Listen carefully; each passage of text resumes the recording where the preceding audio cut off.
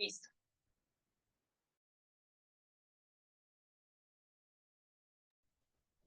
Bienvenidos todos a esta muy interesante tertulia del día de hoy sobre un tema siempre vigente, siempre actual, la influencia del derecho de consumo sobre el contrato de seguro.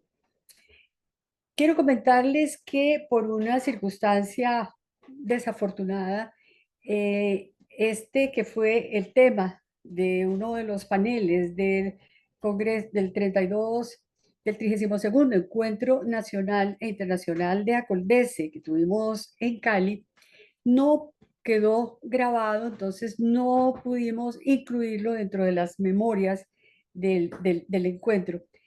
Es por eso que vamos a aprovechar esa circunstancia que inicialmente puede parecer desafortunada, pero nos da hoy el privilegio, la gran oportunidad de contar de nuevo con quienes fueron los panelistas de ese panel en el encuentro, calificadísimos expositores y estudiosos de nuestro derecho de seguros para que expongan hoy entonces de nuevo este tema y nos va a quedar grabado en el canal de YouTube de Acondece como la tertulia, a manera de la tertulia del día de hoy.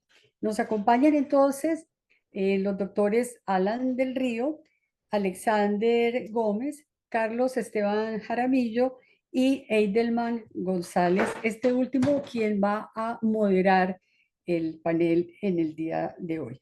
Muchas gracias a todos por su participación, por conectarse. Bienvenidos y le paso entonces la palabra a Eidelman para que inicie el panel. Muchas gracias, doctora Carmenza, por la invitación. Muchas gracias a mis compañeros de panel y particularmente a todos los participantes que se han conectado en la noche de hoy. Quiero compartirles que vamos a tratar tres temas el día de hoy respecto de la noción del consumidor, el deber de información y por último el tema de las cláusulas abusivas.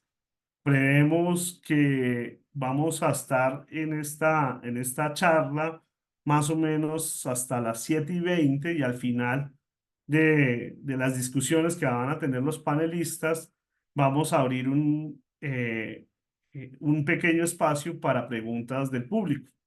Entonces, sin más preámbulos, vamos a comenzar con el primer tema que nos une el día de hoy. Y yo quisiera arrancar con un tema que es muy básico, pero que genera unos efectos importantísimos respecto de la ley sustancial aplicable y el procedimiento aplicable e inclusive la jurisdicción especial, que es la noción del consumidor, ¿sí? Todos sabemos que este tema es bien importante porque si hay una relación de consumo, se van a aplicar unas normas muy especiales del derecho privado, que es precisamente el Estatuto del Consumidor, las normas de la regulación financiera del consumidor, temas procesales como que se puede ir a la acción del consumidor, que tiene unas características particulares, como por ejemplo que se puede fallar extra, ultra petita, en los casos de las funciones jurisdiccionales ante la superintendencia.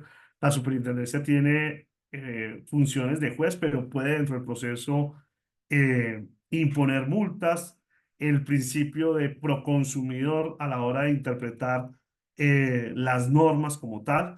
Entonces, es bien importante siempre volver a la noción del consumidor que en nuestro país es particular para el caso del consumidor, pero es mucho más particular para el caso del consumidor de seguros porque hay una doble regulación, digámoslo de alguna manera. Porque por un lado están las definiciones de lo que es un consumidor a la luz de las normas generales del Estatuto del Consumidor, pero por el otro lado está la norma de la reforma financiera que reformó el tema del consumidor ya para los servicios financieros, que cobija todos los servicios bancarios, bursátiles y también el de seguros. Pero esas normas, en mi opinión, están muy ligadas más al tema crediticio como tal, más que al asegurado. Para eso, Carlos Esteban, quiero preguntarte, ¿cuáles son las principales diferencias que ves en esos dos regímenes legales que hay, general del derecho del consumo, el Estatuto del Consumidor y la ley financiera, y cómo afecta esa diferencia, para bien o para mal, queremos escuchar tu opinión, en el tema del derecho de seguros? Carlos Esteban. Muchas gracias, Eidelman. Iniciar extendiéndole un saludo a todos los miembros, primero pues de mis compañeros de panel, segundo miembros directivos de Acoldes, especialmente a su presidenta, y pues por supuesto a los demás participantes que en estas horas de la noche nos acompañan para conversar sobre estos temas que consideramos de gran importancia. Quisiera abordar la pregunta y también retornando un poco a lo que mencionaba Seidelman sobre el concepto de consumidor en general y cómo se ha venido desarrollando en estos dos escenarios. Y cuando uno habla de consumidor, yo creo que raudamente uno se redirige a ese discurso del 62 de Kennedy, en donde Kennedy inició o principió señalando que consumidores éramos todos. Y desde una perspectiva política es muy interesante y gracias a este discurso fue que el auditorio jurídico le brindó gran importancia ya la disciplina del derecho del consumo y comenzó a desarrollarse todo esto, pero desde una perspectiva jurídica inició la problemática si efectivamente consumidores somos todos. Y lo cierto es que la respuesta en principio es que no. Es que no todos somos consumidores, podemos serlos, pero no en todas nuestras interrelaciones jurídicas siempre seremos consumidores. Y esto es fundamental, porque es que no solo se trata, como bien lo señalabas, de unas normas especiales, sino determinar quién es el avatar jurídico que va a ser acreedor de este sistema, lo hace también acreedor de un sistema hiperproteccionista que se aleja mucho de esas normas decimonónicas que introducen la mayoría de nuestros estatutos civiles y lo mismo en las normas posteriores mercantiles, pero que tienen una lógica de un derecho diferente, no tan proteccionista como es el del consumo en muchos aspectos. Por eso es importante saber quién es consumidor, para saber a quién se debe proteger en qué escenarios. Por supuesto, en Colombia eso se zanjó con la ley 1480, con su artículo quinto, que definió en términos generales que será consumidor, todos lo conocemos, ese destinatario final que adquiere un producto para una finalidad, la satisfacción de una necesidad propia, familiar, privada, doméstica, empresarial, cuando no esté ligada eso sí, intrínsecamente a la actividad económica de la persona, pues cuando se trata especialmente de una persona jurídica. Entonces, ya sabemos que consumidor no somos todos. Lo que hay que preguntarse también es, ¿solo existe un consumidor? Y ya lo anticipabas muy bien. Hay diferentes categorías de consumidores dependiendo del escenario en el que nos desenvolvamos. Una de ellas, y para efectos de esta charla, además de esta general del Estatuto del Consumidor, es la que introduce la Ley 1328 del 2009, que es la de consumidor financiero. Y vemos que esta establece un margen mucho más grande, introduce un espectro mucho más comprensivo, pues dice que será consumidor financiero todo cliente, usuario o cliente potencial de una entidad vigilada. Y aquí es donde uno ve que un espectro se ensancha. Y quiero detenerme en este aspecto, porque es que si se analiza con atención, vemos que, por un lado, ese concepto más general de consumidor nos limitaría, por ejemplo, conceptos de grandes empresas que adquieren productos relacionados con su actividad económica. En cambio, el del consumidor financiero en principio no. ¿Por qué? Porque nos dice que podrá ser consumidor todo cliente o potencial cliente de una entidad vigilada. Entonces, si una gran empresa adquiere un producto o adquiere o se le da un contrato con una entidad vigilada, sería consumidor financiero. Y de hecho la norma tiene una textura tan amplia que incluso, ateniéndonos a su tenor literal, podría llegar a entender que una misma entidad vigilada puede ser a su turno consumidor financiero en una regulación particular, que sería, por ejemplo, cuando adquiere o celebró una relación con otra entidad vigilada. Pensemos en el banco, que es una práctica muy usual, que adquiere una póliza global financiera para asegurar riesgos financieros. Entonces vean que acá la lógica cambia un poco desde una perspectiva general, porque es que vemos entonces que hay dos conceptos muy diferentes en donde pueden incursionar personas muy diferentes como consumidores. Y acá es donde nos llega a ser, nos da, ya sabemos que no todos somos consumidores siempre, ya sabemos que no solo hay una sola categoría de consumidor, pero hay que preguntarse, ¿hay solo un paradigma dentro de una categoría de consumidor? especialmente en el ámbito financiero, y esto es fundamental. Y acá es donde yo creo que, tenemos que detenernos un poco, y a ello está yendo la jurisprudencia a nivel nacional e internacional. El hecho de que todos quepamos, o que muchos quepamos dentro dentro de esa definición de consumidor financiero, no significa que a todos nos deban tratar por igual, porque puede haber una graduación dependiendo del consumidor en cada caso. Pueden haber consumidores fuertes y consumidores más débiles.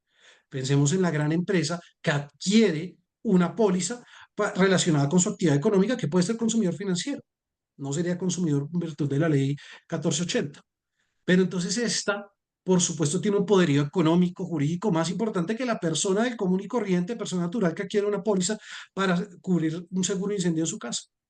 Entonces, en este caso es donde vemos si se puede llegar a matizar un poco cómo se proyecta este concepto de consumidor, y se puede tener matices.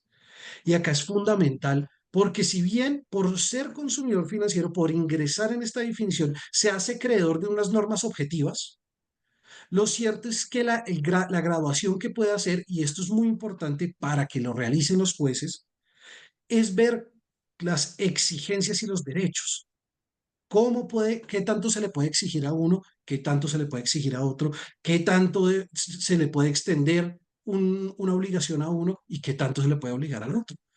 Porque es que no debe entenderse lo mismo, por ejemplo, con cargas o deberes como es el de autoinformación, en tratándose de un consumidor que es una persona natural, que es absolutamente desconocedora y se encuentra en una gran dificultad de poder conocer los productos financieros, a una gran empresa que tiene la posibilidad de analizarlos. Entonces acá es donde llega esta idea de hay matices dentro de los mismos, hay categorías de consumidores, y al mismo tiempo hay matices y hay paradigmas. No hay un único avatar jurídico de consumidor, sino que pueden haber diferentes, y las exigencias en uno u otro caso son distintas. Yo creo que, para no extenderme, dejaría sentado esto para que mis compañeros ya puedan especificar un poco más todo lo que tiene que ver con el consumidor financiero en particular, y qué derechos y deberes pues son los que se vuelve acreedor.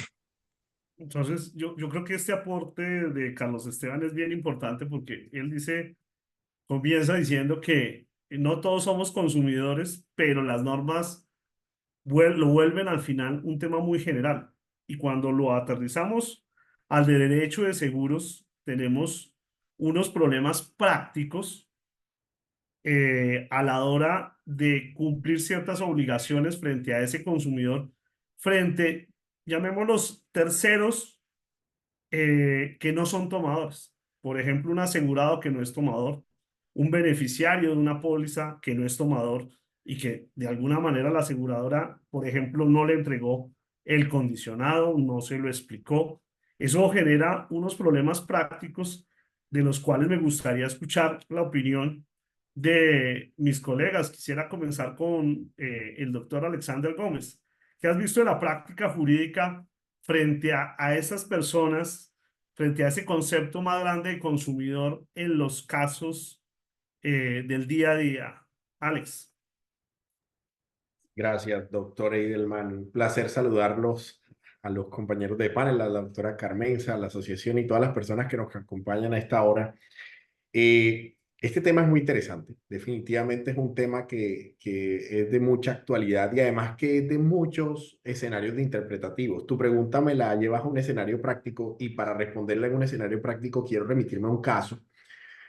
Puntualmente un caso que preparando la charla lo abordé porque va en la línea de tu pregunta, y ahora por eso lo cito. La sentencia es una decisión de la Superintendencia Financiera del 3 de abril de 2023 en función jurisdiccional de un caso radicado 2022-1790-66-025-000, como para tener el referido. Digamos que ahí en ese caso, concretamente, lo que se analizaba por la Super era que la empresa que era la tomadora de la póliza era un seguro de vida grupo que se tomó a favor de sus trabajadores. Suscribió una póliza de seguro de vida contributiva para sus trabajadores, donde esos trabajadores participaban en el pago de la prima a través de las deducciones de su salario. En ese punto en concreto, lo que se analizaba, o el problema jurídico que se analizaba, era determinar si se había cumplido por parte de la aseguradora el deber de información en relación con esa carga de identificar la obligación de información de las condiciones de la póliza. Y utilizo ese caso desde lo práctico para responder la pregunta, alineándolo un poco al aspecto teórico que planteaba Carlos Esteban, teniendo en cuenta lo siguiente. Desde el punto de vista de la concepción de consumidor, nosotros remitiéndolos inclusive a las normas, al Código de Comercio, a las regulaciones que rigen las obligaciones de la aseguradora, la obligación correspondía a informarle al tomador lo relacionado con las condiciones particulares y generales de la cobertura. En este caso en concreto, la aseguradora dentro del proceso intentó acreditar que efectivamente se le informó al empleador, que era el tomador de la póliza, que aparecía figurativamente en la carátula como tal, todo lo relacionado con las condiciones particulares y generales. Y la interpretación que se tomó por parte de la superintendencia en cuanto a esa decisión era de que se observó que el asesor de seguros no remitió las condiciones generales de la póliza a todos los pagadores de la prima. Es decir, que la obligación de información en relación con el concepto de consumidor no solo se remitía al consumidor y expresamente designado en la carátula que era el empleador, sino que por el involucramiento de los trabajadores en el desembolso de la prima también se tenía que extender esa obligación y entendió como ese consumidor o ese interesado en el conocimiento de esa circunstancia a esos trabajadores que pagaban una pequeña proporción de la prima. Obviamente las consecuencias del caso fue condenar a la compañía de seguros a pagar la indemnización por no cumplir el deber de información. Entonces veamos ahí un poco que desde lo práctico y aterrizando un poco lo que muy claramente explicó Carlos Esteban, se denota una situación en donde el concepto de consumidor y concretamente el concepto de consumidor financiero en relación con el contrato de seguros no puede ser analizado de manera tan, digamos, simple. Porque si nos vamos precisamente a la ley 1328 y vemos la definición que me llama a mí poderosamente la atención y que citaba concretamente Carlos Esteban, es todo cliente, usuario o cliente potencial. En relación con esa definición, la misma regulación que es la 1328 consagra qué se entiende por cliente, qué se entiende por usuario, qué se entiende por cliente potencial. Entonces, digamos que en ese escenario yo resaltaría un aspecto importante en el análisis del concepto y es el concepto del íter contractual. ¿Y por qué resalto el concepto del íter contractual como un aspecto fundamental para la concepción de consumidor? Porque en la práctica nosotros tenemos que entender, dependiendo de la etapa del contrato en que nos encontremos, ya sea precontractual, ya sea de ejecución o contractual, o ya sea postcontractual, quién asume ese rol de consumidor. ¿Y quién asume ese rol de consumidor? Porque al final puede que haya un caso en donde el tomador sea consumidor, en donde el asegurado sea consumidor y en donde el beneficiario sea consumidor, teniendo la posibilidad de acogerse a la aplicación regulatoria especial de las normas de protección para que se analicen sus casos en la práctica. Entonces, en ese sentido, digamos, yo me iría a una interpretación más extensiva del concepto consumidor para tratar de evadir esa problemática interpretativa y sería de la posición pacífica de entender que todos los intervinientes del contrato de seguro, llámese tomador, asegurado, beneficiario, en particular esos tres intervinientes, deben ser entendidos dependiendo el momento del contrato, dependiendo el momento del intercontractual donde se ejecuten las obligaciones y las cargas que correspondan como consumidor de acuerdo al requerimiento que haga. Muchas gracias, Alex. Yo quisiera dar una opinión personal frente a este punto, porque precisamente en pólizas grupales o pólizas masivas, cumplir esa carga hace que el producto se vuelva de pronto ineficiente. Imagínense una póliza de grupos deudores en la que no solamente se está asegurando ni siquiera cientos, voy a hablar de miles de personas que inclusive van entrando y van saliendo en la póliza, porque hay personas que adquieren un crédito hipotecario y otras que lo van pagando, tarjetas de crédito, etcétera, etcétera, ¿sí? Y ahí uno no vería como consumidor al banco, y no por el hecho de ser grande o de ser una gran empresa, sino por ser un profesional como tal.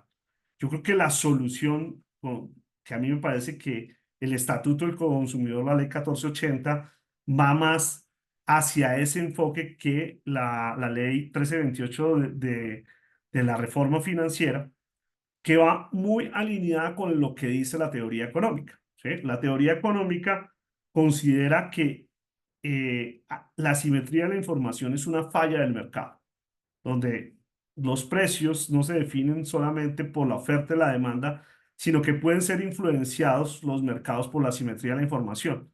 Y lo que sucede es que hay una persona que es un profesional que presta un servicio o vende un producto, en este caso una aseguradora, pero del otro lado puede haber una persona que no sea profesional en el sector, ¿cierto? Entonces, dependiendo si el que está del otro lado de la mesa es o no profesional del tema, podrá calificarse como consumidor o no, porque lo que busca o la desigualdad que trata de equilibrar el derecho del consumo es la simetría de la información, más no, en mi opinión y con todo respeto lo digo, un tema de si es persona natural o es persona jurídica, o si es un tema de bolsillos, ¿sí? De quién tiene el patrimonio más grande. Entonces voy a plantear un tema, eh, digamos, unos ejemplos, si me permiten, académicos para explicar el tema. Si el señor Bill Gates va a comprarle un seguro a una aseguradora, llamémosla local, es probable que el señor Bill Gates tenga más patrimonio que la misma aseguradora, ¿sí? Pero él no tiene por qué saber de seguros, ¿cierto? Pero el profesor Efrenosa va a contratar un seguro, él de pronto sí podría ser un profesional del seguro. Puedes saber más de seguros que el mismo vendedor de seguros. Entonces, yo creo que es un tema más del tema de la simetría de la información que del peso económico de las partes como tal. El problema práctico de eso es definirlo en los casos concretos. El Estatuto del Consumidor por eso habla de que el consumidor es una persona que satisface una necesidad familiar, empresarial, pero que de alguna manera no es un tema que lo hace de manera recurrente y genera, pues, digamos, más alineado a ese tema. Ahora, como lo anotaba también Carlos Esteban, pues con la definición de la ley 1328, pues por ahí cabe un asegurado, perdón, una entidad financiera puede ser cliente de otra, el tema de los clientes potenciales, inclusive entes estatales podrían ser consumidores, ¿cierto? Si no son expertos, no sé, ¿será que el señor alcalde, y no me voy muy lejos, no me voy a ir para los territorios olvidados, no, el alcalde de Chía, el alcalde de Zipaquirá, tiene que ser experto en contratación de seguros, ¿cierto? Pongo esos ejemplos. Y con esto quiero cederle el uso de la palabra para terminar este tema eh, a Alan para que nos dé su opinión frente al tema de qué considera usted, cómo se debe zanjar ese tema para poder determinar en los casos concretos quién es consumidor o no en seguros. Gracias, Heidelman. Buenas noches para todos y todas. Saludo a nuestra presidenta de la asociación y en buena hora que tuviera ese inconveniente informático que nos ponga aquí de nuevo. Gracias de nuevo. Sin ninguna pretensión de conclusión ni de zanjar con mi opinión una discusión, más que proponer una organización conceptual, aproximarse a una definición conceptual sobre si es o no consumidor tal o cual persona. Yo creo que hay dos puntos de relieve. El primero, una cuestión de categoría, y el segundo, uno de orden teleológico, es el propósito, ¿para qué se categoriza?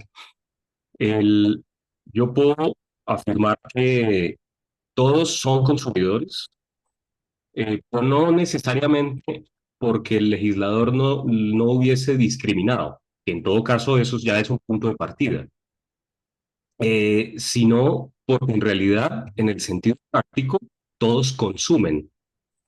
La diferencia será, y esta es una categoría que yo considero podría dar una buena metodología de análisis, es que hay consumidores calificados y unos consumidores no calificados. Y si se quiere particularizar en el seguro, unos asegurados asegurado en el término omnicomprensivo de tomador, asegurado y beneficiario, todos esos sujetos contractuales, de aquellos asegurados que no son calificados. Y lo segundo es el propósito. ¿Para qué se necesita esa categoría? Y yo creo que es para aplicar o no las normas o todo el sistema o régimen proteccionista del consumidor. De tal manera que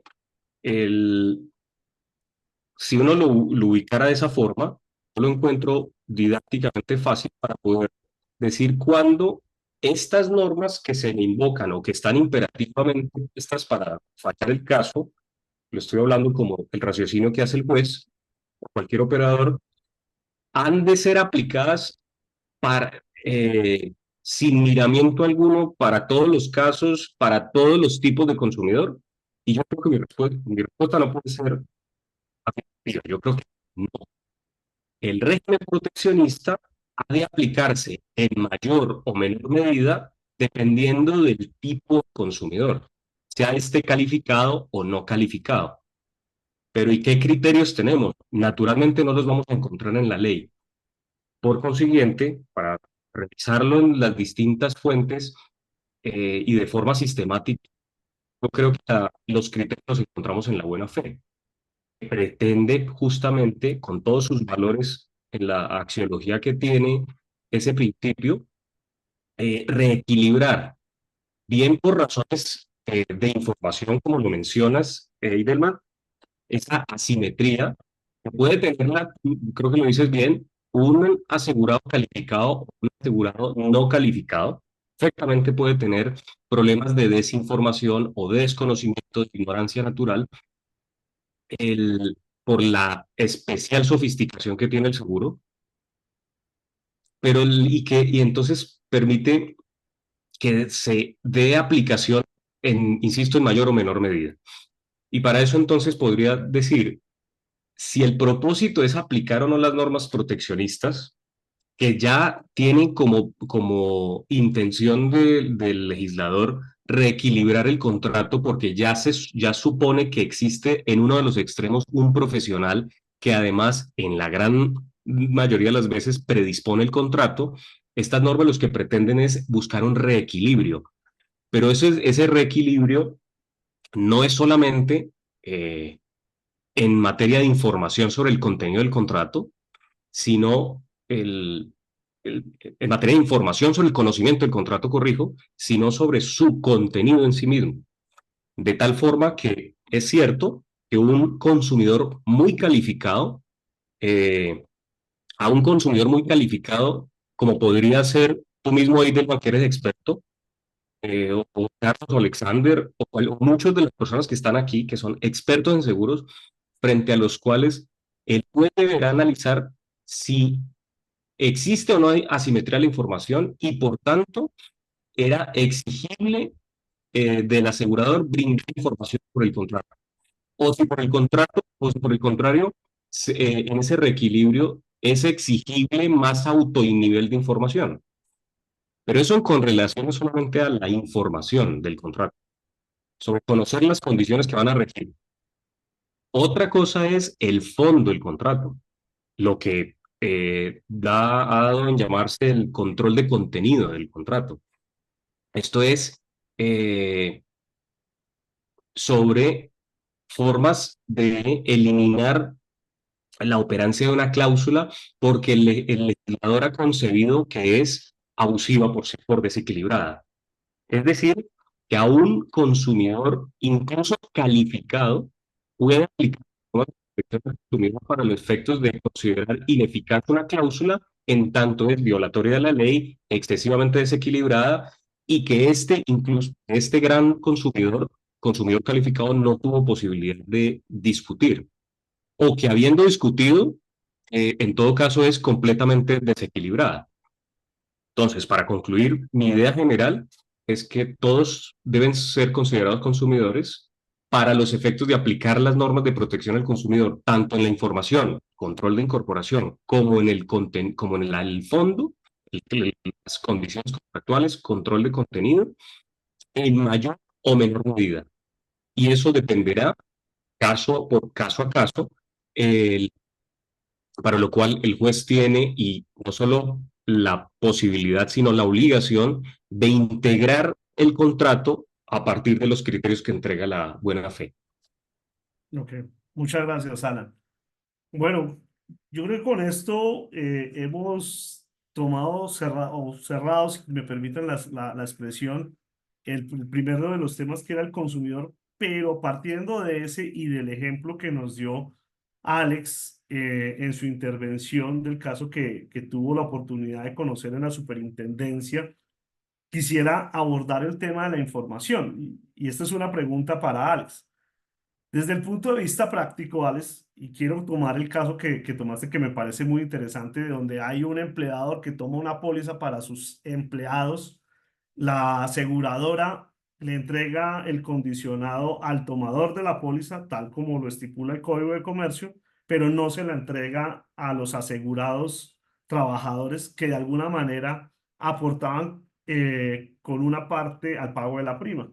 Y la superintendencia considera que no se cumplió con el deber de información. Haciendo una retroalimentación de ese caso, Alex, ¿cómo podemos cumplir con ese deber de información que está en el Estatuto del Consumidor, también en la Ley 1328, pero inclusive en el Estatuto del Consumidor, que es una norma muy general, pone una norma que es muy compleja de aplicar en el derecho de seguros, que es, aparte de entregar los condicionados, explicarlos, ¿cierto? Y toda la discusión que se ha dado jurídica de dónde deben estar, por ejemplo, las exclusiones. Entonces, trayendo tu caso, ¿qué feedback le hubieras dado tú, o si le diste a una aseguradora, oye, cómo solucionar ese problema en estos tiempos para cumplir con esos deberes de la información, dado que el concepto de consumidor es tan amplio? Sí, quiero remontar el tiempo va pasando, la pelota va rodando, pero también uno va adquiriendo cada día experiencia, ¿no? Y a pesar de que son escenarios en los que, digamos, habíamos tenido la oportunidad de conversar este tema y han pasado casi menos de 2 o 3 meses donde hablamos la primera vez, también ha pasado mucho en este periodo de tiempo que impacta mucho ese tema. Recientemente tuve la oportunidad de trabajar y analizar ese tema la fuerza de ventas de una muy reconocida compañía de seguros. Y cuando uno está en un escenario, en un auditorio, y quiero destacar ese aspecto que me parece interesante de la perspectiva para complementar la discusión. Cuando uno está en un escenario de abogados, nosotros los abogados somos muy legalistas, somos muy estructurados, conocemos la ley por nuestra formación, tenemos la posibilidad de analizar casos desde el punto de vista de la resolución jurisdiccional y jurisprudencial, etcétera, etcétera. Y nos da una perspectiva, como diría la idiosincrasia costeña, de poder tener una lectura después de que la leche se derrama. Entonces, con la leche derramada, uno prácticamente empieza a hacer análisis, empieza a hacer estudios y empieza a hacer un ejercicio de análisis de oportunidades de mejora para mejorar los procesos. Eso lo hace el abogado y el abogado puede opinar y el abogado puede decir, oiga, podemos hacer esto y lo otro, y es un poco lo que me preguntas, Eidelman, para que yo lo aterrice. ¿Por qué quiero mencionar el tema de la formación de la fuerza de venta? Porque cuando nosotros nos sentamos siendo abogados, entendiendo un poco la dinámica y la evolución que inclusive jurisprudencialmente o en fallo se ha resuelto casos similares, como el que mencioné en relación con el deber de información, y uno escucha la fuerza de ventas, todos concluyen que no son abogados necesariamente, hay abogados, pero no necesariamente abogados, pero son los que se enfrentan al momento más importante del relacionamiento del contrato de seguros, que es su perfeccionamiento con el cliente, y representan también en ese proceso de intermediación ese perfeccionamiento o ese acuerdo de voluntades entre la aseguradora y el tomador o el cliente. Una pregunta que es muy interesante y es, venga, pero ¿yo cómo pruebo que cumplí el deber de información?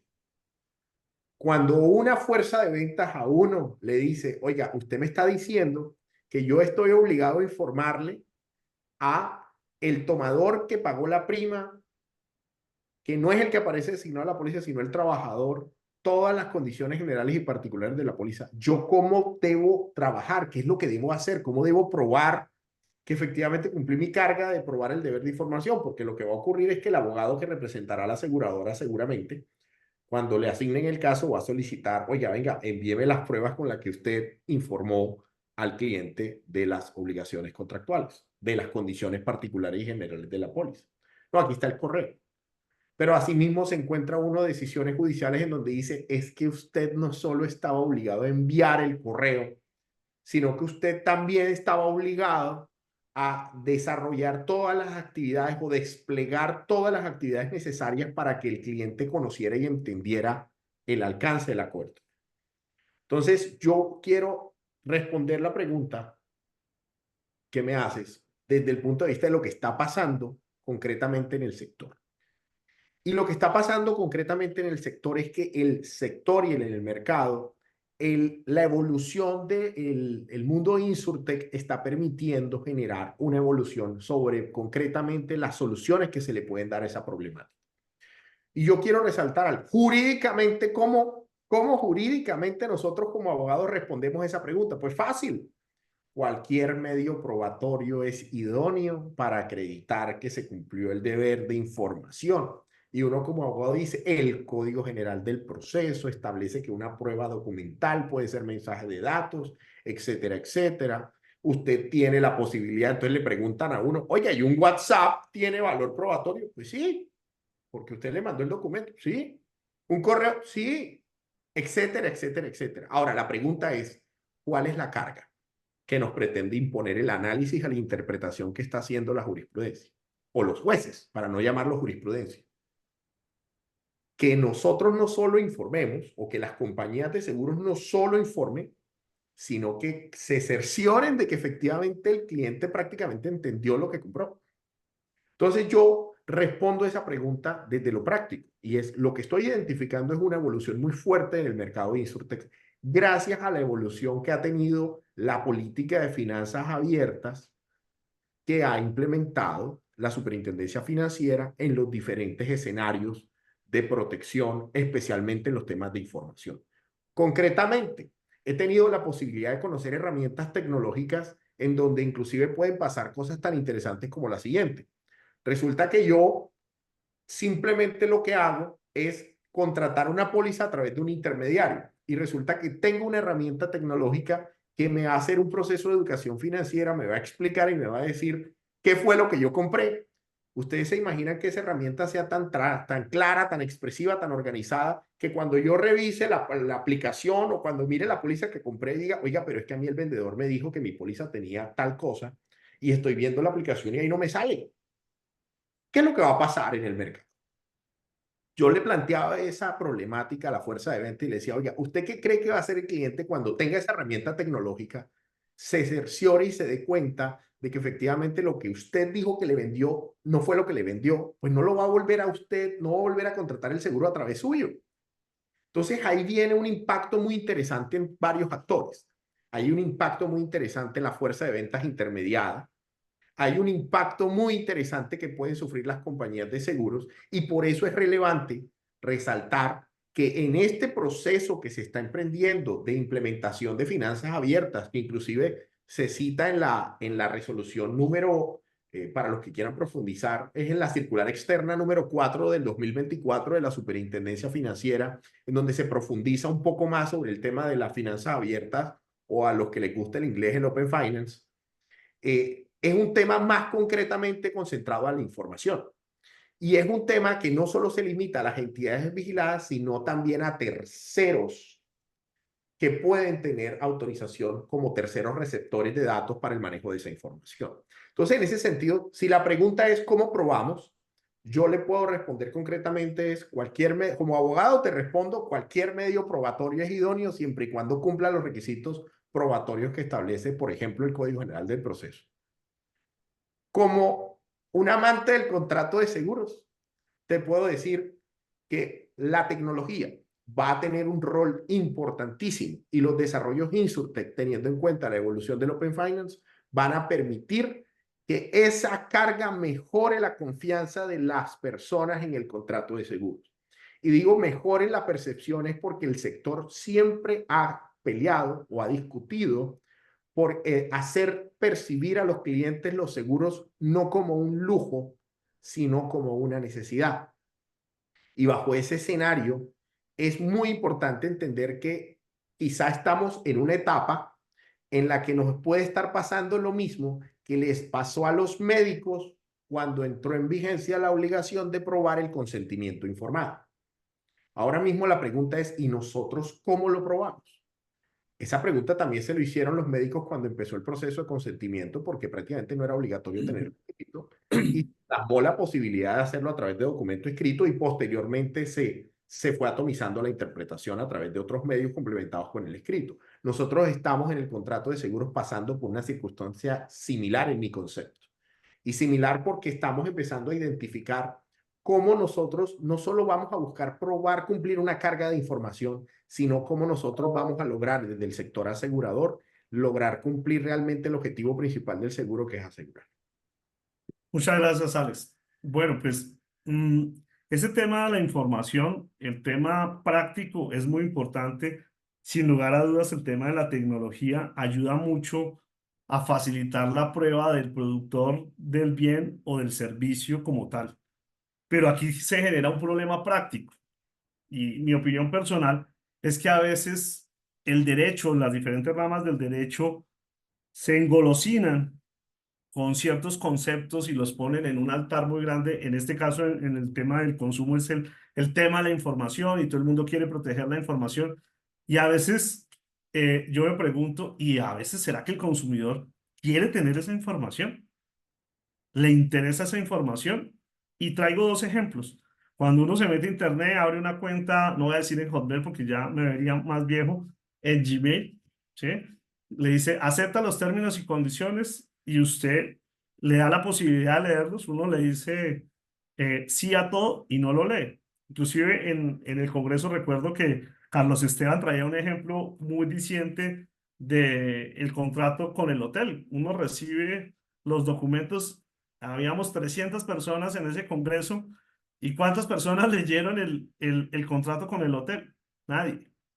Entonces, traigo esa pregunta de cómo garantizar, o más bien, hasta dónde debe ser el límite de ese derecho a la información, o si es realmente importante para el consumidor, cómo podemos balancear ese tema de entregar la información y la necesidad que tiene el consumidor de la información y de si realmente quiere tener esa información. Me gustaría escuchar la opinión de Carlos Esteban. Muchas gracias, Eidelman. Creo que este es un punto fundamental lo que plantea, y hay que entender un poco la lógica de la contratación predispuesta, o más bien la regulación de la contratación predispuesta.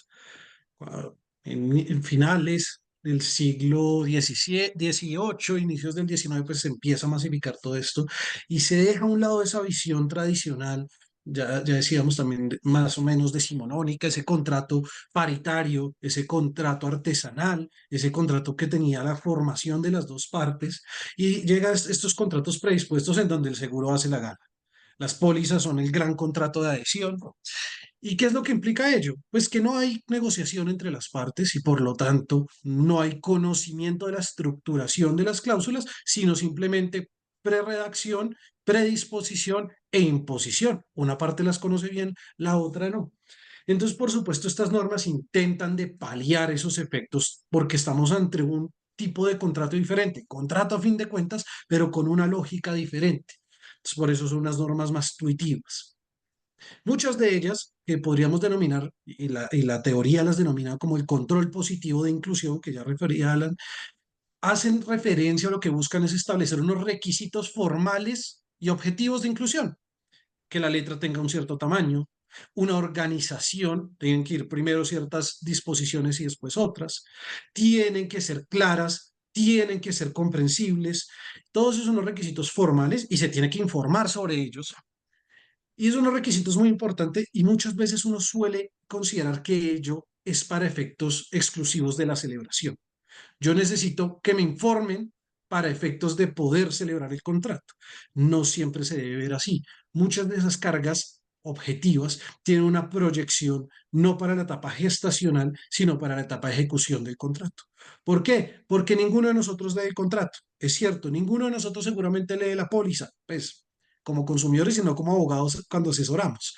Pero cuando estamos como consumidores, cuando estamos contratando, posiblemente no leemos la póliza, pero sí la vamos a leer cuando tengamos un problema. Cuando llamamos a la aseguradora y le decimos, tuvimos un siniestro y le dice, está excluido, en ese momento vamos a buscar la póliza. ¿Por qué? Porque nos estamos defendiendo. Y en ese momento es que sí debe poderse entender la póliza. En ese momento es que tiene que ser clara. Porque a pesar de que no leemos la póliza al inicio, sí la vamos a leer con posterioridad.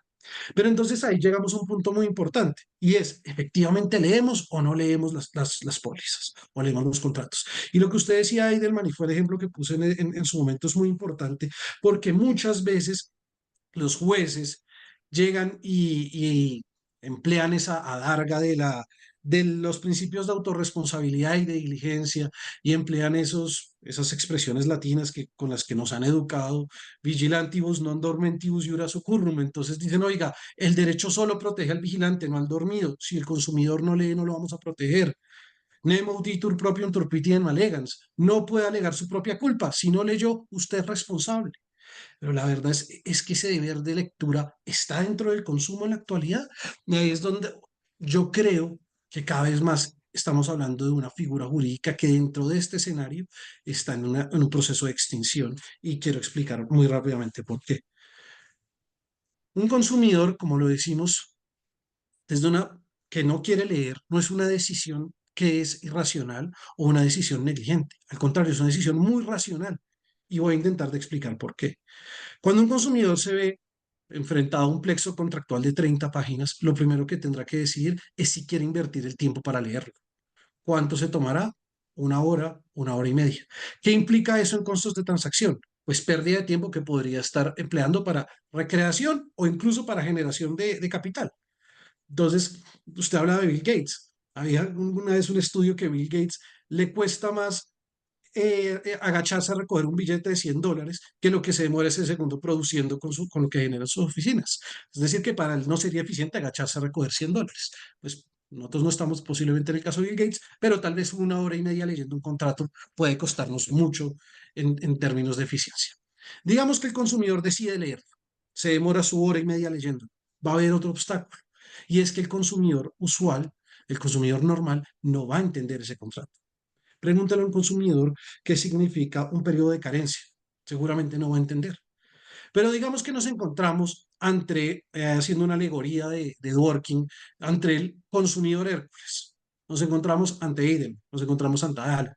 Saben perfectamente, ante Alex, saben perfectamente todo lo que implica de inicio a fin una póliza. Se tomaron el tiempo para leerla. ¿Qué va a pasar? Que va a llegar a donde encuentren cláusulas que pueden ser despóticas, que pueden ser abusivas o incluso solamente desfavorables, van a encontrar un obstáculo y es que no pueden negociarlas. En línea de principio no van a poder negociarlas. Podrán decirle, señor X aseguradora, esta cláusula es abusiva, y le responderán, entonces no contrate. Entonces ahí está el punto. ¿Para qué un consumidor leería si solo llegaría a ese punto de frustración? Por eso es que no es racional ni razonable para un consumidor muchas veces leer y por lo tanto es una exigencia que no se le debería dar. Y la lógica de las condiciones generales es que no deberían leerse. Y por eso quiero hacer referencia a una figura y es el tema de la sorpresividad. Y creo que este tema es fundamental. Lamentablemente en nuestro ordenamiento, como en muchos otros, este aspecto de la teoría de las condiciones generales no se receptó. Pero cuando nace toda esta lógica de las condiciones generales en Alemania para los años 60, se analizaron dos aspectos. Uno, el de la abusividad, que ya lo analizaremos más adelante, y otro, el de la sorpresividad.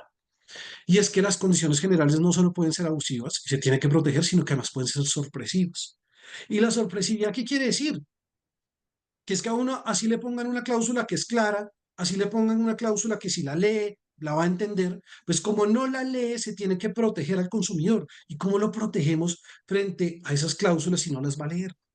Y no estamos hablando de supuestos de desequilibrio, que ya ahí sería por cláusulas abusivas. El legislador alemán y posteriormente muchos otros acogieron la figura de las cláusulas sorpresivas. ¿Y qué quiere decir eso? Lo que buscan a través de esa figura es proteger al consumidor de cláusulas que, sin perjuicio de los aspectos formales, se alejan de las legítimas expectativas del consumidor en detrimento de la buena fe.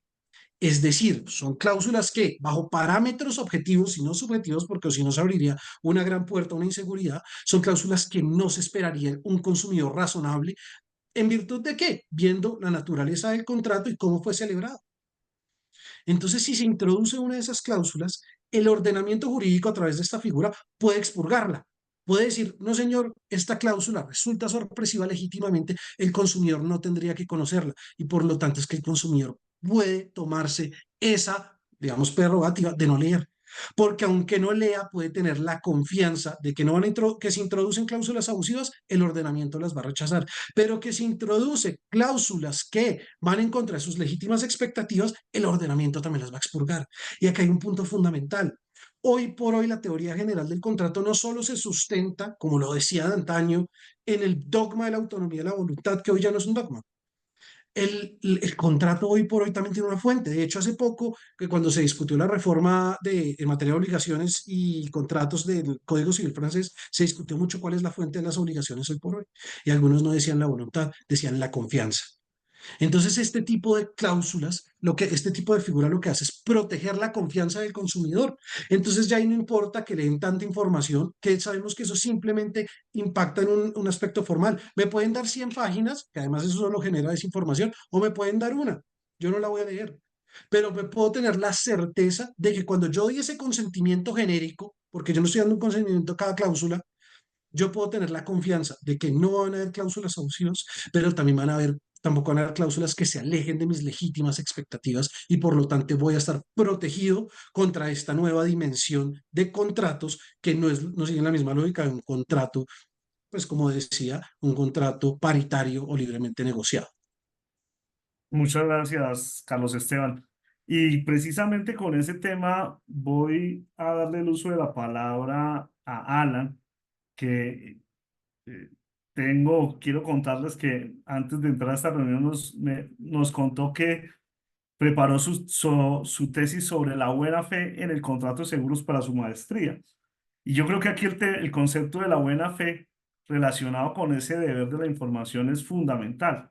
Yo quisiera preguntarle a Alan, ¿cuál cree usted en los zapatos del consumidor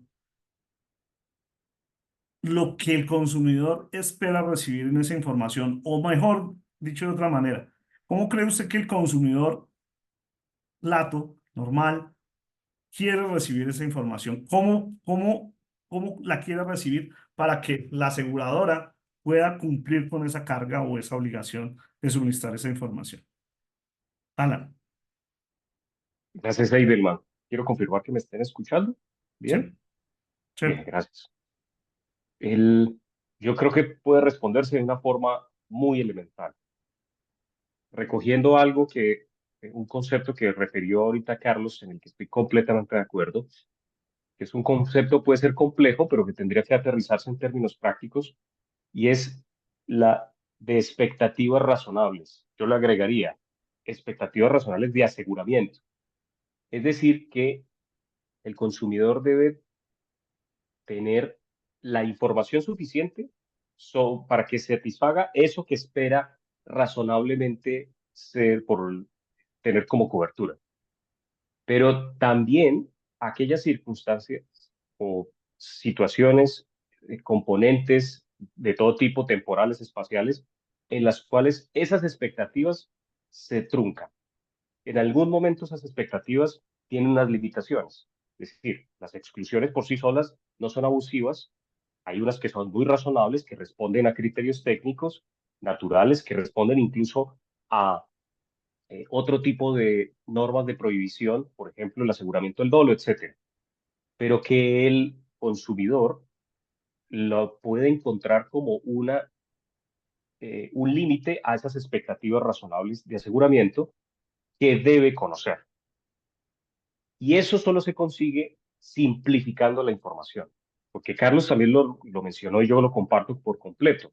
La sobreinformación es una manera de desinformar. la remisión a la lectura y a la autoinformación, así a secas, es una forma de desinformar, sobre todo porque el profesional de la relación es completamente conocedor, para eso puede tener, ese sí es bastante diligente, ese es lo que llamarían los romanos el artífex, que contrata con un simple pater familias de respecto de quien se exige una diligencia media y no profesional.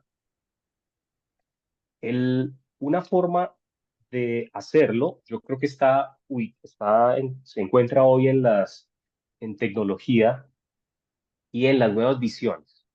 A ver, yo detesto los anglicismos, pero este sirve para ilustrarlo. Legal design. Hay formas en las cuales se simplifique, se grafique las condiciones suficientes, sencillas, limitativas del contrato, con las cuales en una sola página, esto para seguros más sencillos, puede dejarle indicativo al consumidor aquellos aspectos en los que sus expectativas quedan limitadas razonablemente. Yo quiero referir algo también que menciona Alex sobre el uso de tecnologías y una experiencia. Le pregunté al dueño de una insurtech que tiene una labor maravillosa de cotización rápida en seguros de autos para múltiples compañías. Y le pregunté exactamente qué pensaba sobre las normas de protección al consumidor.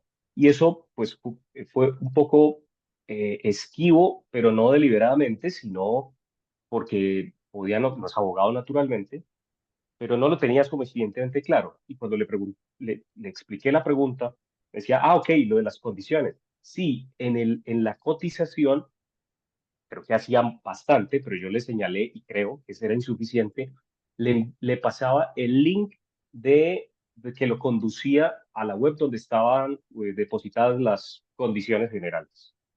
Eso ya es mucho, ¿ah? Para la práctica inadecuada que puede verse en otras ocasiones, en las que esas condiciones o nunca se entregan o se entregan ya solamente con la póliza. Este lo realiza en la cotización. Y yo le dije si esa era la única información. Me dijo sí, porque pues entiendo que la tiene que leer. Y yo creo que eso, aunque es loable, es insuficiente por varias razones. La primera, porque si bien existe una labor de autoinformación del consumidor, de cualquier consumidor, pero con lo que venía de decir, esa labor de autoinformación, de diligencia, de expresión de la buena fe en el mismo consumidor, se sube o baja dependiendo de la calidad de consumidor, se sube a nivel de autoinformación en tanto sea un asegurado calificado, se disminuye ese deber de diligencia en tanto sea un asegurado no calificado. Pero no puede concretarse simplemente en una revisión y yo creo que requiere es una explicación. Eso tan solo cumpliría uno de los componentes del artículo 37 del Estatuto del Consumidor, que es entregar. Falta la explicación. Esa explicación se puede hacer de forma sencilla. Así como se hace una explicación de las coberturas, tan fácil como se hace. A veces la sola descripción de la cobertura ya es fácil. ¿Será que no somos lo suficientemente expertos para simplificar una exclusión? ¿Será que no estamos, eh, me refiero, los aseguradores no son lo suficientemente expertos, yo digo que lo son, en materia estadística, esa es una de las médulas del negocio, para poder identificar sobre cuáles son los tipos de exclusiones de mayor ocurrencia, es decir, de mayor frecuencia en su adecuación, cuáles son los siniestros normalmente excluidos, de tal forma que se arrecien un poco más la información frente a aquellas exclusiones o limitaciones o, o donde en la medida en que más ocurran. Con eso, yo creo que el asegurador estaría cumpliendo cabalmente el, su obligación de información. Digo de paso, obligación y no carga. Si quieren, ahorita podríamos discutir y lo propongo. esa diferencia importante, esa incluso obligación precontractual, pero a cabalidad. Y no porque lo diga la ley, que está muy bien que lo diga, sino porque lo manda la buena fe, porque la buena fe imprime unos deberes de comportamiento dentro de los cuales está la transparencia, la honestidad, la lealtad, que implican velar por el interés ajeno, desde esa visión sinalagmática realmente del contrato, que es nuestra fuente real de contractual en el derecho romano, y no necesariamente el consentimiento, el, para que entonces este consumidor tenga pues suficientemente informado. Y solo cierro con esto. Ahora que Carlos comentaba, disculpen, eh, hacía referencias históricas que me parecen sumamente atinadas. Esto no es nuevo. Cualquier formalismo que se esté incluyendo hoy, que no convierte el contrato en solemne, naturalmente, como por ejemplo destacar las condiciones excluyentes o los amparos, eso será una discusión, si es en la primera página o a partir de la segunda, a partir de la primera, como quiera interpretarse, o entregarse y explicarse, son formalismos que tienen una justificación en la medida en que en esa formación del contrato la historia ha sido pendular.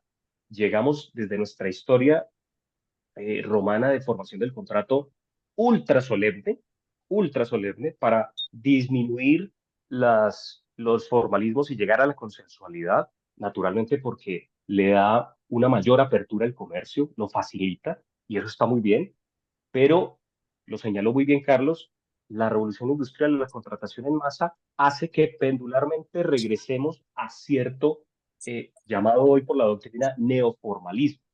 Así que esas exigencias, insisto, no son nuevas, son justificadas y responden, quiero conectar algo que también dijiste, Eidelman, a una preconcebida asimetría de información, sumado al hecho de que la ciencia de la economía y la psicología están indicando que las personas no ordinarias, ese pater familias, no toma decisiones racionales, ni las decisiones económicas, como el Homo economicus no es racional, sino que es profundamente emocional, es rápido, el, eh, irreflexivo, el, toma esas decisiones económicas en forma veloz. Solo cierro con eso, por eso insisto, todo lo que sea posible para lograr un reequilibrio en la información es no solo un imperativo, sino que es loable. Y disculpen, ahora sí cierro con esto, una reflexión. Y es absolutamente conveniente para el asegurador, absolutamente conveniente.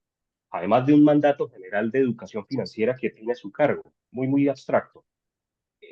Porque un consumidor bien informado es una objeción cuando sea una objeción fundada.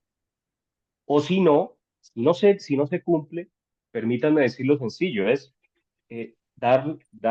llevar a los litigios para que sean pan comido. Explicó, no explicó, entregó, no entregó las condiciones, el juez simplemente pondrá un colador, hará el control de incorporación para saber si eso está incorporado o no al contrato. Cierro con eso. Gracias. Muchas gracias, Alan. Pero mire, doctores, el tema de la información en el derecho del consumo siempre lo estamos enfocando desde una cara de la moneda, pero también y expresamente se contempla, particularmente en el Estatuto del Consumidor, la obligación, de pronto algunos me dirán que no es una obligación, sino una carga, pero dejando de lado esa discusión del derecho a las obligaciones, esa obligación de autoinformarse o el deber del consumidor de autoinformarse, ¿cómo la deberíamos evaluar? ¿Cómo se debería verificar su cumplimiento? ¿Cierto? Porque siempre estamos hablando de la obligación del productor, del bien y del servicio, en el caso de los seguros de la aseguradora. Pero de alguna manera, también ese consumidor, sea asegurado, sea tomador e inclusive beneficiario por esa noción amplia de consumidor, tiene esa carga de autoinformarse. Entonces, le lanzo esa pregunta al panel de cómo se debe medir el alcance de esa obligación frente al consumidor. Me gustaría escuchar la opinión de ustedes. Alex, por ejemplo, muy rápidamente para terminar este tema. Es que al final es un tema que, a pesar de que la regulación intenta darle criterios de cualificación, termina teniendo un matiz subjetivo. Ese matiz de subjetividad inevitablemente hace que se vuelva complejo el análisis del cumplimiento de la carga. La pregunta sería, y precisamente ahí sí coincido con Carlos Esteban y con Alan, hay principios desde el punto de vista estructural que determinan más o menos cómo se debe manejar, como por ejemplo la carga, el deber de incorporación que se determine de manera expresa. La pregunta es, ¿el concepto de deber de incorporación realmente lo incorporan hoy día las normas que tenemos en el ordenamiento jurídico? ¿Es necesario generar una actualización desde el punto de vista de las normas del ordenamiento o en el comportamiento cotidiano pues, de las operaciones de seguros se pueden desarrollar comportamientos que permitan, a través de una posible circunstancia de adaptación o costumbre, generar ese comportamiento de adaptación a un deber de incorporación en particular? Yo soy partidario de la última situación. A mí me parece que seguir reglando o seguir generando mayor sobreregulación genera mayor complejidad en la interpretación, y la tendencia a la que nos vamos a enfrentar, por eso insisto mucho en el tema tecnológico, a la tendencia que nos vamos a enfrentar a futuro va a ser una tendencia de mayor masividad en la colocación de seguros a través de los distintos medios tecnológicos. Entonces, digamos que el concepto de la buena fe precisamente va a evolucionar mucho más, va a ser mucho más exigente, pero inevitablemente va a seguir manteniendo un matiz subjetivo, que es lo que acomplejiza las relaciones. Ok, muchas gracias, Alex. Yo quisiera darles, para terminar este tema de la información, darles una opinión muy personal que tengo. Ya algunos de ustedes han hablado de algunos de los temas. Yo creo que aquí hay que volver al tema de la economía, al tema de la falla del mercado, que es la simetría de la información, que es lo que busca de alguna manera compensar estas normas del derecho del consumo.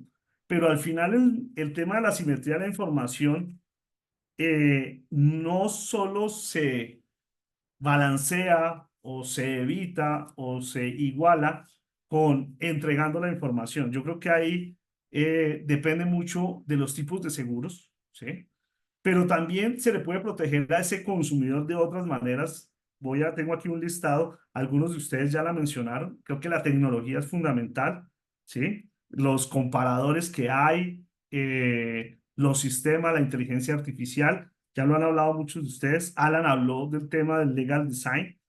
Yo estoy viendo en el mercado gratamente que muchas aseguradoras están poniendo no solamente condicionados mucho más cortos, sino adicionalmente muy claros, pero particularmente muy redactados.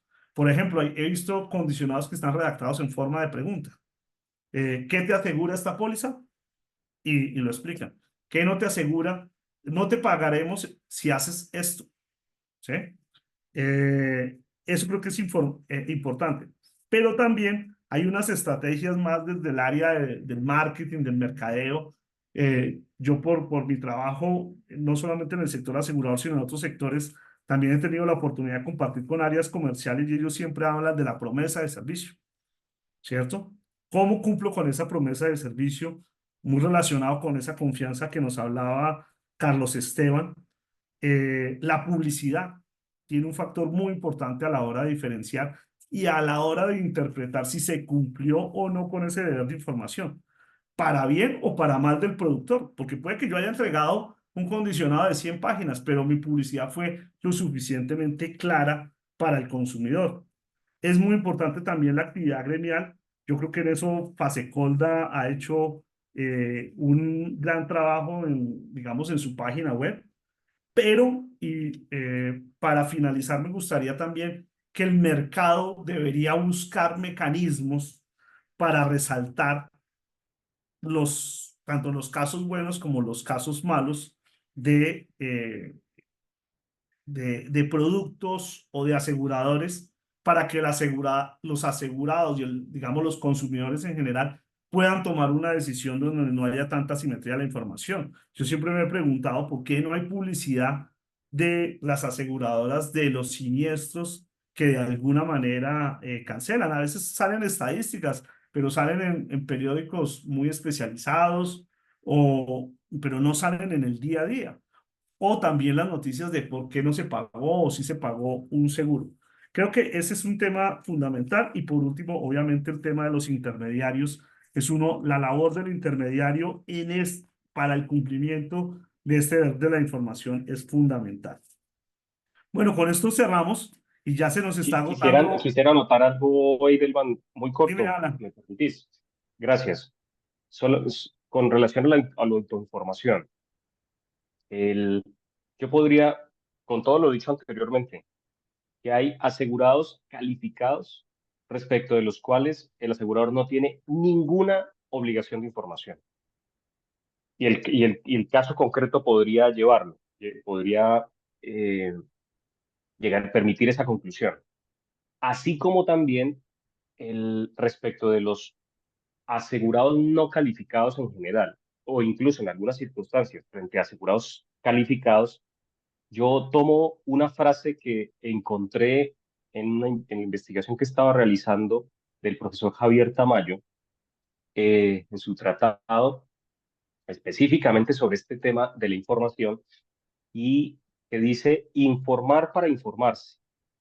Es decir, con eso quisiera proponer, si nos alcanza, aquellas necesidad de información que tiene respecto del riesgo que tiene el asegurador para dar su consentimiento o no de asegurar, requiere incluso una información previa suya. Lo explico. Tendrá que el asegurador que informar además las circunstancias que el consumidor debe informar. Por ejemplo, ¿será que antes de exigirle información sobre el estado del riesgo en el ámbito precontractual, el asegurador no debe, por ser el profesional, insisto, ante un consumidor no calificado, ante un lego en seguros, advertir y asesorar las implicaciones jurídicas que tiene que no informe? Con esto solo quiero proponer que el deber de información, la obligación de información puede incluso tener esa doble mirada respecto de la información exigible de la parte asegurada del consumidor, que deba estar precedida de una información, incluso una asesoría. Y lo anoto, porque ya se está hablando sobre la trascendencia de la obligación de información a también obligaciones de asesoría y de advertencia. Normatividad argentina, normatividad española en materia del seguro de vida particularmente.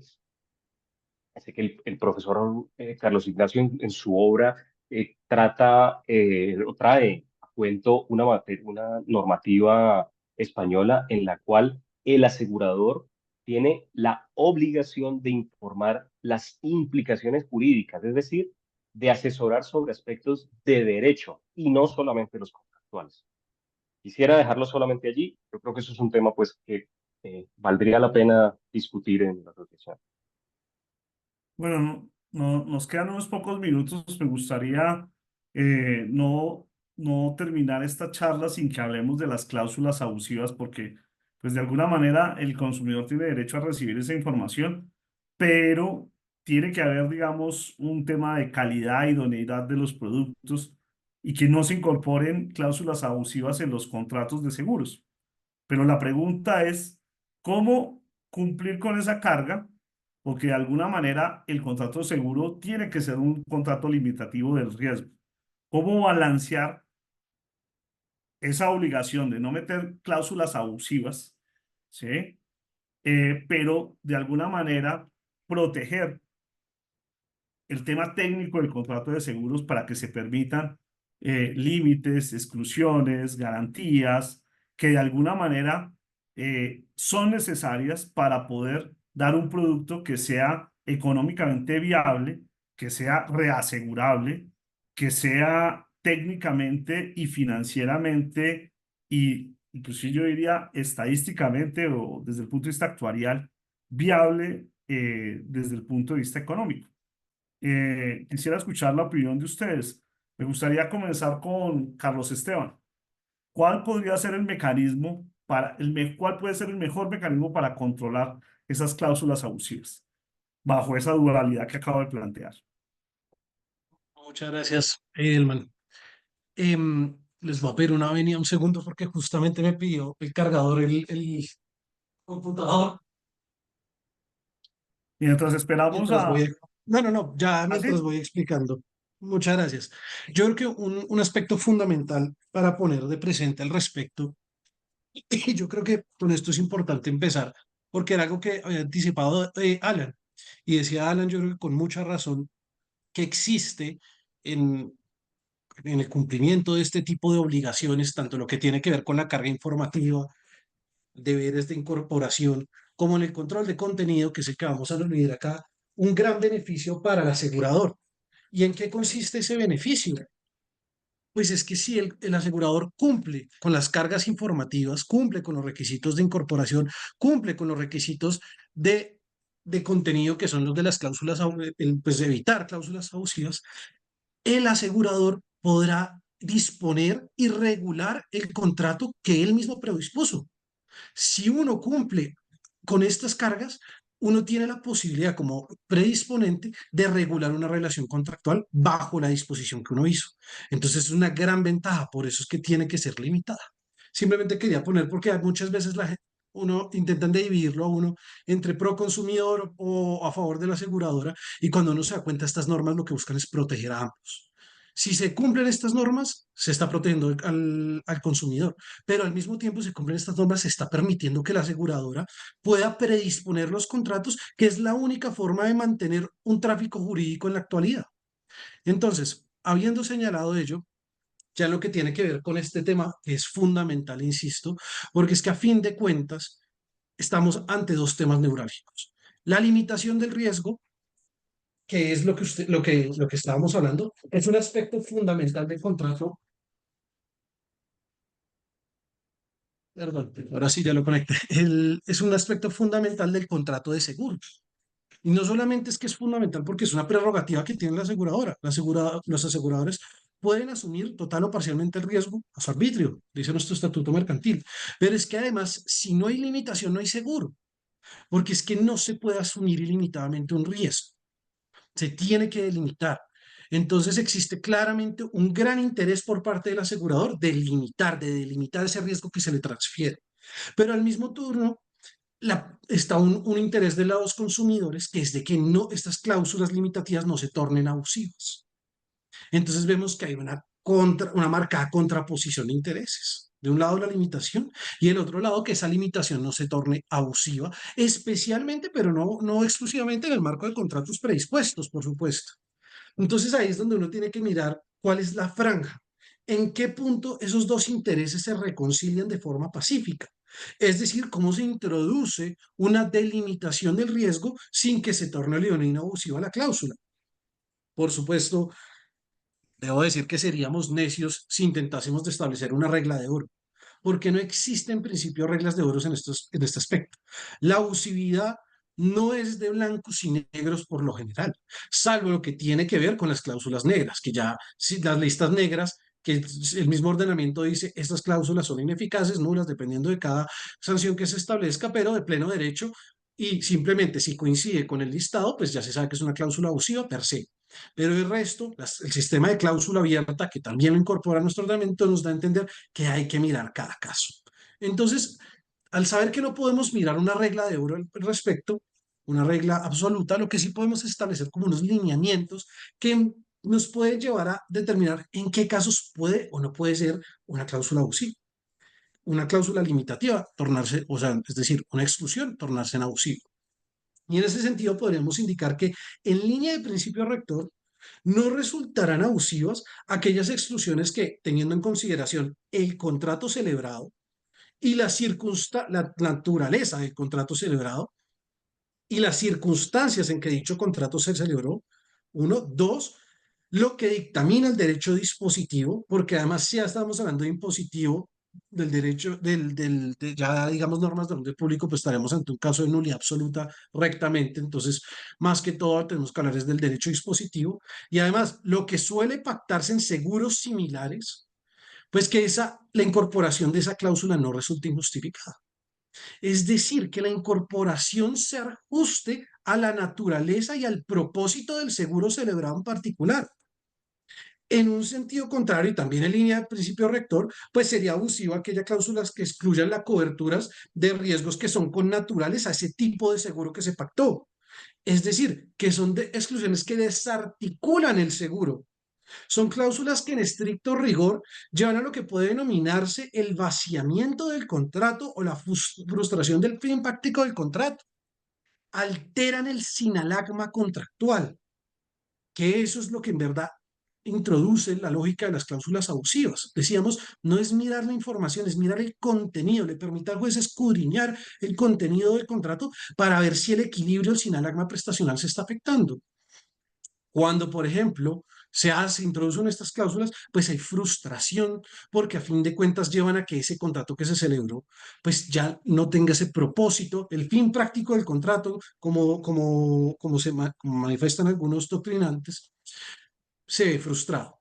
Y quisiera traer un ejemplo muy breve, y a mí me pareció muy interesante en su momento, un laudo arbitral que se profirió para el año 2014, si mi memoria no me falla, y en el que se analizó una póliza que había tomado una sociedad camaronera. Y en ese caso en particular se analizó una exclusión que estaba alegando la aseguradora que excluía a los animales vivos. ¿Cuál fue la conclusión de ese panel arbitral? Pues que esa cláusula resultaba abusiva, pues contrariaba la naturaleza del contrato, ya que los animales vivos eran el objeto principal donde una sociedad, de esta sociedad camaronera. Entonces era un riesgo que la llevó a contratar.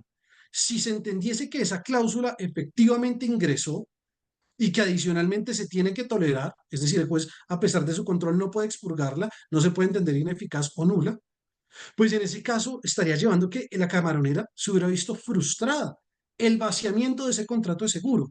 Entonces aquí es donde está ese punto. Se puede limitar, por supuesto es un derecho, sin que ello lleve a ese punto donde hay un desequilibrio que afecta la lógica, la naturaleza y más que todo, la misma dinámica del contrato en particular. Afecta ese fin práctico por el cual se contrató. Muchas gracias, Carlos Esteban. Siguiendo en ese tema, y porque estamos ya cortos de tiempo, Alan, en 3 minuticos, porfa, danos tu opinión de cuál es la función, cuál es el protagonismo del concepto de buena fe, y quiero hablar de la buena fe en el sentido moderno, en el contrato de seguros a la hora de evaluar las cláusulas abusivas. Alan. Y yo no podría contestar, mi querido Idelman, en el sentido moderno, sino apelando a la visión clásica. Y lo digo porque es que el sentido moderno es el que se le dio en el siglo XVIII al concepto de buena fe en el contrato seguro, aduciendo de que se trataba de un tipo de buena fe ubérrima. Eso dicho del derecho anglosajón, diciendo de nuestra tradición jurídico-romanista, en la cual la buena fe no tiene apellido alguno, ya es suficientemente grande, lo digo ya en mis palabras, porque recoge todos los valores, toda la axiología universal de corrección, rectitud, honestidad, transparencia, lealtad. Y eso no se puede medir en grados. A propósito, porque lo ubérrimo es un adjetivo de cantidad. El, Así que ya los valores de la buena fe son suficientemente, perdón, no tienen medición alguna. Se es honesto o no se es honesto, no se es más o menos honesto. Solo mencionándolo desde esa perspectiva. Y yo creo que definitivamente el, es, el principio es lo que nos le ofrece al operador herramientas y criterios para juzgar cada caso en concreto, cuándo una determinada estipulación contractual resulta desproporcionada o desequilibrada. Naturalmente, pues el juez también puede apelar a las listas negras, como mencionó Carlos Esteban, y que en buena hora hoy en Colombia se está actualizando y no a expensas de lo que diga el Congreso, sino lo que diga el, el ente regulador que tiene la experiencia permanente y sobre todo recogiendo las experiencias de la, del área de la, el área de judicatura, el área de juzgamiento que tiene la super para poder que el operador simplemente tome en cuenta esto. Quiero mencionar solo un ejemplo. El principio de buena fe permitiría identificar cuándo el, comporta, el contenido de la cláusula, que por demás debe ser, haber sido informado, es completamente desproporcionado. Anoto esto, el proyecto de cláusula abusiva que cursa actualmente sobre exigir el traspaso del vehículo como condición de indemnización en los seguros de automóviles. Hoy eso típicamente no es una cláusula abusiva, porque el legislador todavía no se ha pronunciado, es decir, la circular todavía no está. ¿Y acaso entonces los criterios de buena fe no podría indicar que es desproporcionado? Como sé que se me corta el tiempo, voy a dejar allí solamente planteado. Si hay alguna pregunta que pueda reflexionarse, gracias. Ok. Ya para terminar, y antes de cederle el uso a la palabra a Alex para cerrar este tema, yo particularmente creo que la mejor forma del control de las cláusulas abusivas no es por la vía legislativa o regulatoria. Creo que la mejor forma es la vía judicial, como tal vez lo estaba mencionando Alan.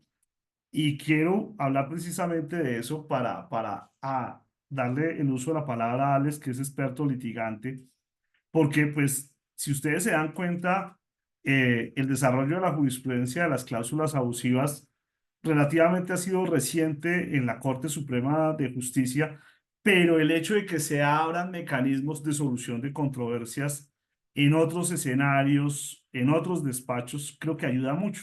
El hecho de que se haya abierto funciones jurisdiccionales a la superintendencia ha hecho que este tema se desarrolle más y obviamente con los casos del día a día el mercado se ha ido mejorando y autoajustando, ¿cierto? Pero quedan, y lo digo como idea y como opinión personal, quedan otros mecanismos que todavía en Colombia desafortunadamente no se han desarrollado. Por ejemplo, el tema del arbitraje en consumo, que se han dado unas discusiones que está prohibido, que luego que no, que está permitido, pero en la práctica es muy difícil pasar una cláusula compromisoria en casos de consumos, por ejemplo, en la superintendencia. Pero yo creo que ese es un mecanismo donde se podría darle mayor ampliación. Otro tema, las class action, las acciones de grupo, las acciones populares. En Estados Unidos hay oficinas expertas en temas de class action que se dedican a, de alguna manera, demandar y proteger consumidores de manera masiva, ¿cierto? A veces con resultados exitosos y a veces sin resultados exitosos, ¿cierto? Y yo creo que eso al final ayuda al mercado, pero en Colombia eso no está desarrollado. Trayendo este tema de las cláusulas abusivas y su control judicial, quiero preguntarle a Alex, y ya para terminar este tema de las cláusulas abusivas, ¿cómo ha visto su visión en el sector judicial del tema de las cláusulas abusivas? Su desarrollo, llamémoslo práctico en el día a día, en los litigios, en los juzgados civiles del circuito, municipales, seguramente a veces puede que nos toquen juzgados administrativos, hasta laborales, donde se atienden estos temas. Sí, yo quiero complementar algo, conectando un poco lo que acabas de decir y relacionado con tu pregunta, y es que por más que nosotros identifiquemos una estructura de cláusulas, como inclusive lo establece la regulación o que la super muy diligentemente lo actualice permanentemente, eh, siempre va a ser el juez el que va a terminar tomando la decisión, porque el asegurador cuando está en su posición de convencerse de que no es abusiva la cláusula, va a someter eso a la controversia e inevitablemente al interesado o al accionante va a acudir a la vía judicial.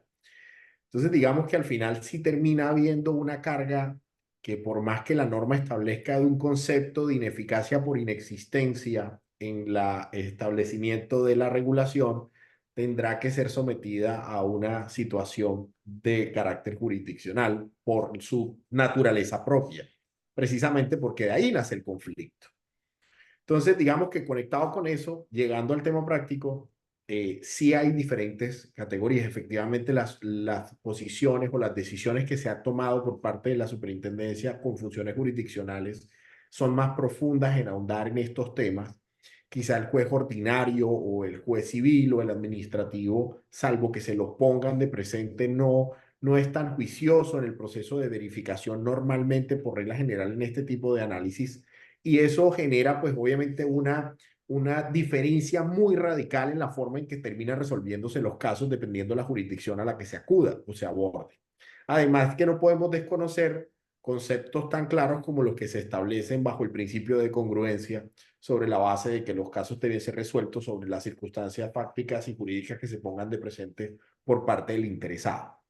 Entonces, digamos que más allá de ese matiz, hay una circunstancia muy importante y es el concepto de proconsumidor o el concepto de indubio proconsumidor.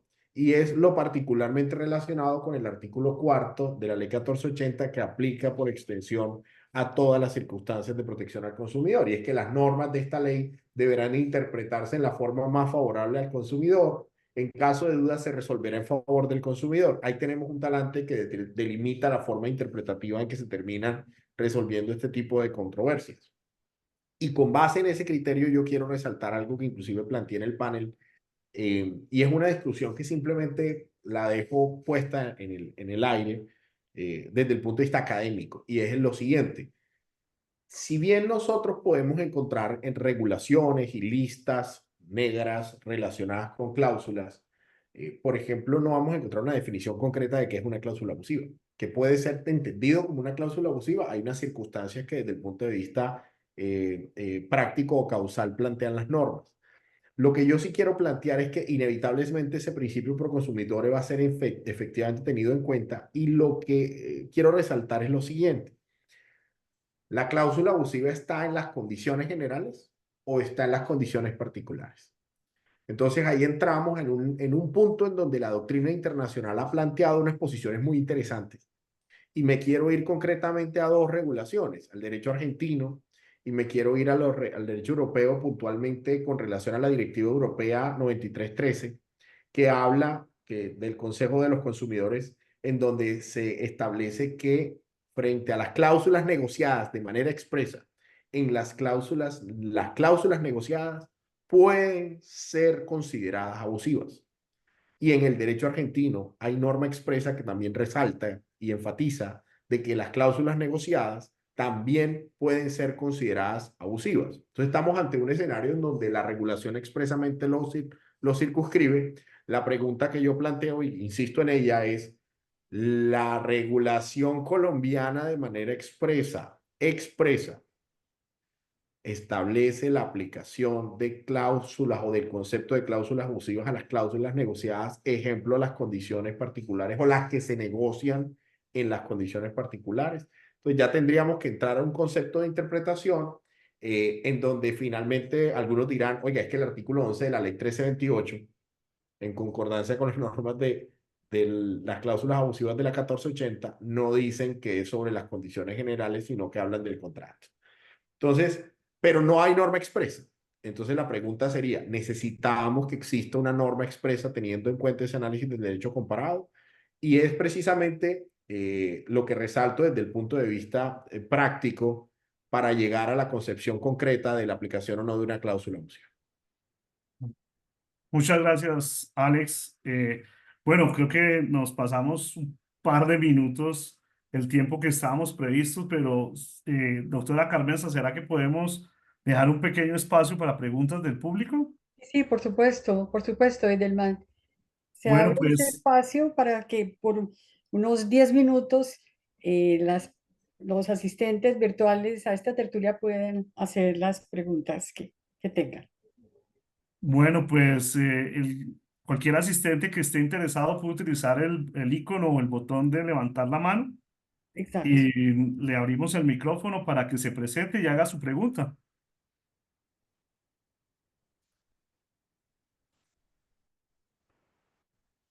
Creo que no tenemos preguntas.